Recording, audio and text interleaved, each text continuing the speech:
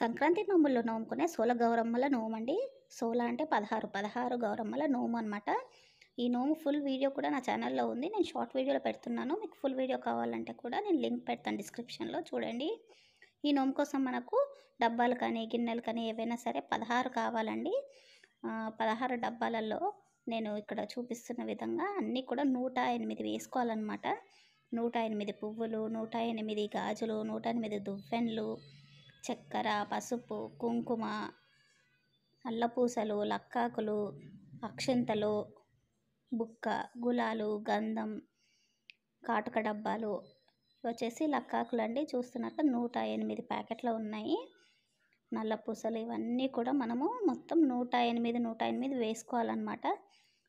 మనకు పసుపు, కుంకుమ, గంధం, బుక్క, గులాలు వచ్చేసి చిన్న చెంచాతో 108 చెంచాలు వేసుకున్నానండి. చక్కెర కూడా ఇలా మిగతా ఐటమ్స్ అన్ని 108 తీసుకొని నోముకోవాలి.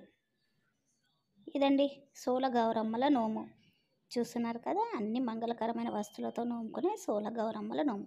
ఒక గౌరమ్మను పెట్టుకొని ఇలా డబ్బాలకు బొట్లు పెట్టుకొని నోముకోవాలి.